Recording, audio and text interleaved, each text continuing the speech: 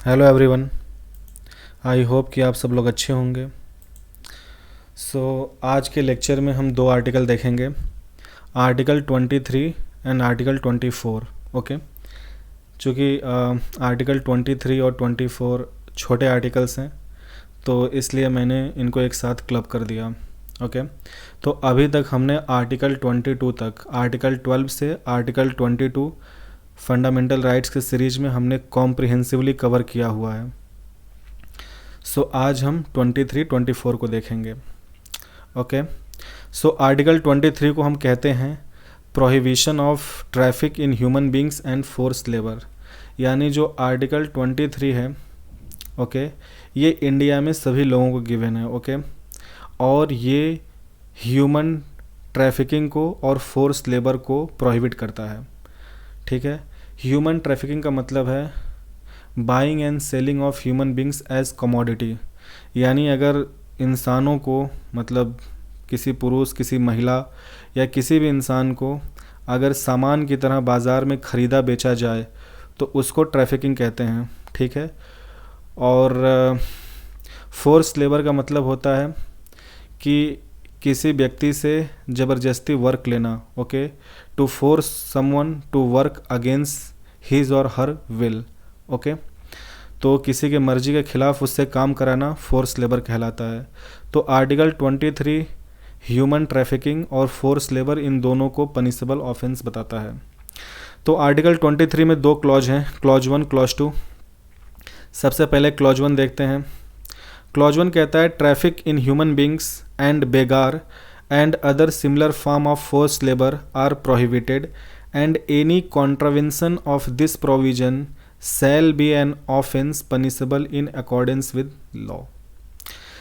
Traffic in human beings मैंने बता दिया कि अगर इंसान को मार्केट में एज ए कमोडिटी उसको बाई एंड सेल किया जाए तो उसको ट्रैफिकिंग कहते हैं। यहाँ पे एक वर्ड यूज हुआ है बेगार। बेगार का मतलब होता है work without payment. Okay, so if someone is working without payment, इसको स्लेव वर्क भी कहते हैं। ठीक है, यानी अगर हम किसी से स्लेव वर्क लें या हम किसी से बॉन्डेज लेबर लें या हम किसी से लेबर कराएं पर उस लेबर या वर्क के बदले हम उसे पेमेंट ना करें। ठीक है, तो work without payment is begar. Force labour का मतलब है किसी को, फोर्स लेबर स्लेव लेबर भी कहलाता है। यानी अगर हम किसी को स्लेव बना के या उसके विल के अगेंस्ट उससे ज़बरदस्ती काम ले रहे हैं तो वो फोर्स्ड लेबर होगा। Okay, so human trafficking, begar और फोर्स्ड लेबर, इस तरह की चीज़ें प्रोहिबिटेड हैं। Okay, so trafficking in human beings, begar and other similar form of forced labour, all this things are prohibited and any contravention of this provision. Contravention का मतलब होता है वायलेशन, और अगर कोई भी व्यक्ति इस प्रोविज़न का वायलेशन करेगा, यानी आर्टिकल 23 के क्लॉज 1 का वायलेशन करेगा, तो ये एक पनिशेबल ऑफेंस है कानून के तहत। यानी उस व्यक्ति को, अगर कोई भी व्यक्ति ह्यूमन ट्रैफिकिंग करते हुए पकड़ा गया या बेगार यानी किसी से काम करा रहा है विदाउट पेमेंट या किसी से फोर्स लेबर ले रहा है, तो ये आर्टिकल 23 के क्लॉज 1 का वायलेशन है और ये एक पनिशेबल ऑफेंस है अकॉर्डिंग टू लॉ। अब आर्टिकल 23 का जो क्लॉज 2 है वो ये कहता है nothing in this article shall prevent the state from imposing compulsory service for public purpose. Okay, यानी कि नथिंग इन दिस आर्टिकल का मतलब है आर्टिकल 23, यानी आर्टिकल 23 की कोई भी बात स्टेट को नहीं रोक सकती कंपल्सरी सर्विस इम्पोज करने से अगर वो जनरल पब्लिक के इंटरेस्ट में हो। ठीक है, या जनरल पब्लिक के पर्पज के लिए हो। And in imposing such service, और ऐसी सर्विस को इम्पोज करते समय या उस ऐसी सर्विस को इम्पोज करने के दरमियान the state shall not make any discrimination on ground only of religion, race, caste, class और एनी ऑफ देम। यानी कि क्लॉज 2 ये कह रहा है कि इस क्लॉज 2 ये कह रहा है कि आर्टिकल 23 की कोई भी बात स्टेट को कंपल्सरी सर्विस इम्पोज करने से नहीं रोक सकती अगर वो पब्लिक पर्पज़ या जनरल पब्लिक इंटरेस्ट में है, और वाइल सरकार या स्टेट जब ऐसी कोई सर्विस इम्पोज करे तो वो डिस्क्रिमिनेशन नहीं कर सकती। ऐसी सर्विस को इम्पोज करते समय किसी भी तरह का डिस्क्रिमिनेशन या भेदभाव नहीं कर सकती on the basis of religion यानी कि धर्म, रेस की डेफिनेशन मैंने बताई है आपको, कास्ट यानी जाति, और क्लास और any of them.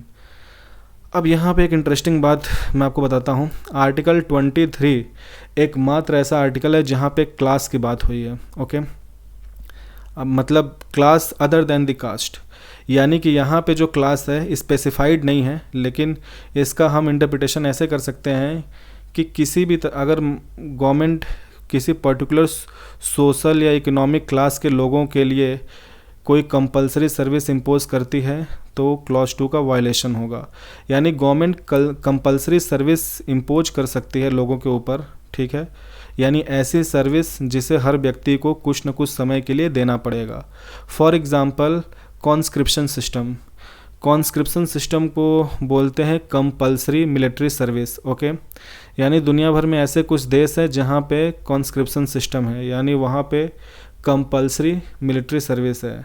For example United states of America, Israel, Iran, Brazil. तो ये वो देश हैं जहाँ पे हर सिटीजन को ओके ज़रूरत पड़ने पे एक मिनिमम टेन्योर मिलिट्री सर्विस में बिताना पड़ेगा, ठीक है, मतलब कुछ इस तरह के प्रावधान। तो इंडिया भी ज़रूरत पड़ने पे पब्लिक पर्पज़ के लिए, पब्लिक इंटरेस्ट में ऐसे कंपलसरी सर्विस को इम्पोज कर सकती है, लेकिन ऐसे किसी भी सर्विस को इम्पोज करते समय सरकार या स्टेट भेदभाव नहीं कर सकती on the basis of religion, race, caste, यानी कि सरकार किसी पर्टिकुलर धर्म, जाति या क्लास ऑफ सिटीजन के ऊपर ये कंपलसरी सर्विस नहीं थोप सकती। ओके, अब यहाँ पे इम्पॉर्टेंट बात यह है कि देखिए आर्टिकल 23 का जो क्लॉज 1 है वो कह रहा है कि ह्यूमन ट्रैफिकिंग, बेगार या फोर्स लेबर पनिशेबल ऑफेंस है। तो पनिशेबल ऑफेंस है तो इसके लिए कोई कानून होना चाहिए, यानी ह्यूमन ट्रैफिकिंग अगर कोई कर रहा है और अगर वो पकड़ा जाए तो उसको पनिश करने के लिए कोई लॉ होनी चाहिए। तो आर्टिकल 23 आर्टिकल 17 की तरह ही एक ऐसा आर्टिकल है जिसके लिए पार्लियामेंट्री लॉ या लेजिस्लेशन की ज़रूरत थी। तो आर्टिकल 23 के क्लॉज 1 के लिए 2 लॉ बनाए गए हैं। पहला है इमोरल ट्रैफिक प्रिवेंशन एक्ट 1956, यानी कि भारत के अंदर कोई भी व्यक्ति अगर इमोरल मतलब ट्रैफिकिंग करते हुए पकड़ा गया तो उसे सज़ा दी जाएगी अकॉर्डिंग टू, ये एक पार्लियामेंट्री लॉ है या स्टैट्यूटरी लॉ है, इसको बोलते हैं immoral traffic prevention act of 1956। इसके तहत ह्यूमन ट्रैफिकिंग पनिशेबल ऑफेंस है, स्पेशली विमेन अगर प्रोस्टिट्यूशन पर्पज के लिए या फिर सेक्स वर्क के लिए अगर विमेंस का बाइंग एंड सेलिंग होता है और ऐसा कोई व्यक्ति करते हुए पकड़ा जाएगा तो इमोरल ट्रैफिक प्रिवेंशन एक्ट के तहत ये पनिशेबल ऑफेंस है। और बेगार या फोर्स लेबर को पनिशेबल ऑफेंस बनाने के लिए जो लॉ है वो है minimum wages act of 1976। Okay, let's move to article 24। Again जैसा कि मैंने कहा था आर्टिकल 23 और 24 बहुत छोटे आर्टिकल हैं, तो 24 बस इतना ही है। ओके, CLPR एक्ट तो मैंने इसमें एज ए इन्फॉर्मेशन ऐड किया है। ओरिजिनल कॉन्स्टिट्यूशन में आपको ये CLPR एक्ट नहीं दिखेगा, तो ओरिजिनल कॉन्स्टिट्यूशन में आपको सिर्फ इतना दिखेगा आर्टिकल 24 के अंदर कि no child below the age of 14 years shall be employed to work in any factory और माइन और engage in any other hazardous employment. Okay, so article 21 को बोलते हैं prohibition of employment of children, यानी जो भी चिल्ड्रेन हैं, children की डेफिनेशन है 0 to 14 ईयर्स। ओके, तो जो भी 14 ईयर्स से कम एज का बच्चा है उसको कहीं भी एम्प्लॉयमेंट नहीं, मतलब किसी हजार्डस एक्टिविटी में या किसी माइन में या किसी फैक्ट्री में एम्प्लॉय नहीं की जा सकती, यानी किसी बच्चे के एम्प्लॉयमेंट को प्रोहिबिट करता है। ओके, सो आर्टिकल 24 कहता है कि जो भी बच्चा 14 ईयर से कम एज का है उसे किसी फैक्ट्री, किसी भी माइन या किसी हजार्डस एम्प्लॉयमेंट या एक्टिविटी में उसको नौकरी या काम पे नहीं रखा जा सकता या काम करने के लिए नहीं दिया जा सकता।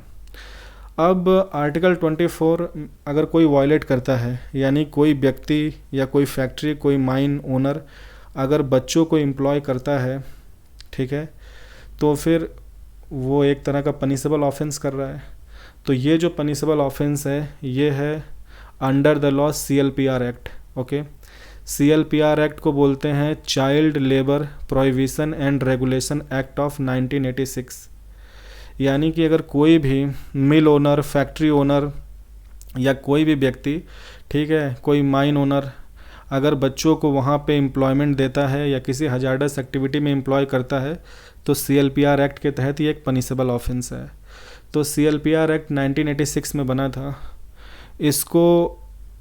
और यहाँ पे एक बात मैं ऐड करना चाहूँगा, जब मैं आपको आर्टिकल 21 पढ़ाया था उस वक्त मैंने आपको आर्टिकल 21A भी पढ़ाया था, ठीक है। यानी कि पार्लियामेंट ने 86th कॉन्स्टिट्यूशनल अमेंडमेंट एक्ट 2002 के तहत राइट टू एजुकेशन को फंडामेंटल राइट बना दिया था। यानी कि आर्टिकल 21 ये कहता है कि all the children between the age 6 to 14 years, okay, जो भी बच्चे 6 से 14 साल के हैं, they should be given free and compulsory education. Okay, state must provide them free and compulsory education. तो CLPR एक्ट को राइट टू एजुकेशन एक्ट 2009 में राइट टू एजुकेशन एक्ट 2009 के साथ मर्ज कर दिया गया। तो पहले CLPR एक्ट को अमेंड किया गया था 2012 में, ताकि इसके अंदर जो प्रोविजंस थे और जो पनिशमेंट थे उनको और हार्श कर दिया गया, ठीक है। और फिर फाइनली इन 2016 इस CLPR एक्ट को राइट टू एजुकेशन एक्ट 2009 के साथ मर्ज कर दिया गया। और अभी जो CLPR एक्ट का नेचर है 2016 के अमेंडमेंट के बाद, वो ये कहता है कि कोई भी बच्चा जो 14 ईयर्स या उससे कम है, उस बच्चे को सिर्फ फैमिली ओन बिजनेस में या फैमिली फार्म एक्टिविटी में ही एम्प्लॉय की जा सकती है। और ये एम्प्लॉयमेंट उसके स्कूल आवर्स के बाद होना चाहिए और ड्यूरिंग वैकेशंस होना चाहिए। यानी कि जब वो स्कूल के छुट्टी पे हो या स्कूल आवर्स के बाद उसे फैमिली ओन बिजनेस या फैमिली फार्म एक्टिविटी पे हेल्प के लिए रखा जा सकता है। और दूसरा CLPR एक्ट के अंदर ये सहूलियत है कि जो 14 ईयर्स तक या उससे कम के जो बच्चे हैं उनको इंटरटेनमेंट इंडस्ट्री में या मीडिया इंडस्ट्री में एम्प्लॉयमेंट दी जा सकती है, वहाँ पे वर्क के लिए उन्हें हायर की जा सकती है। पर वहाँ भी उन्हें after the school our and during vacations work कराना पड़ेगा। ओके, अगर स्कूल आवर्स के दौरान और अगर उनके स्कूल आवर्स के दौरान उन्हें वर्क कराया जाता है कहीं भी, ओके, इवन चाहे वो फैमिली फार्म हो, चाहे फैमिली ओन बिजनेस हो, चाहे एंटरटेनमेंट इंडस्ट्री हो, ये वायलेशन होगी CLPR एक्ट का, ठीक है। और ये पनिशेबल ऑफेंस है because every child from 6 to 14 years is entitled to free and compulsory education. ये उसका फंडामेंटल राइट है, ओके। और एक बात यहाँ मैं और बता दूँ, अगर कोई फैमिली किसी बच्चे को जो 14 साल या उससे कम का है उसे एज ए सर्वेंट रखती है अपने घर में, तो ये एक पनिशेबल ऑफेंस है under CLPR act. So this is all about article 23 and 24। Usually in loose terms article 23 और 24 को together we call as fundamental rights against exploitation. यानी एक्सप्लॉयटेशन के खिलाफ हर व्यक्ति को ये फंडामेंटल राइट्स गिवन है, ठीक है। तो 23 जो है वो ह्यूमन ट्रैफिकिंग, बेगार, फोर्स लेबर को प्रोहिबिट करता है। गवर्नमेंट को कंपलसरी सर्विस इम्पोज करने का सब क्लॉज 2 में, आर्टिकल 20 सब क्लॉज 2 में ये राइट देता है। और आर्टिकल 23 जो है वो एम्प्लॉयमेंट ऑफ चिल्ड्रन को प्रोहिबिट करता है। Okay, so this is all about 23 and 24। सो देखिए, चूँकि दोनों आर्टिकल छोटे थे इसलिए लेक्चर का टाइम भी छोटा है, यानी लेक्चर कम टाइम में बन गया। इसीलिए मैं हमेशा कहता हूँ कि आप मेरे जितने भी लेक्चर हैं सब देख लें। जो लेक्चर 40 मिनट्स के या 1 घंटे के ऊपर होते हैं वो इसलिए होते हैं बिकॉज वो जो आर्टिकल होता है, एक तो उसमें हो सकता है 6 या 7 से अधिक क्लॉजेज़ हों, उन क्लॉजेज के अंदर सब क्लॉज होता है और कई बार उन्हें एक्सप्लेन करने के लिए ज़रूरी होता है कुछ सुप्रीम कोर्ट के जो लैंडमार्क केसेस या जजमेंट हैं उनको उसमें इनकॉर्पोरेट करना। तो जब ये सब करके कोई लेक्चर बनाता हूँ और अगर आर्टिकल का ऐसा नेचर है कि वहाँ मुझे कुछ सुप्रीम कोर्ट के जजमेंट डील करना इम्पॉर्टेंट है, तो फिर वो पर्टिकुलर लेक्चर लंबा हो जाता है. सो this is all about 23 and 24. Thank you so much.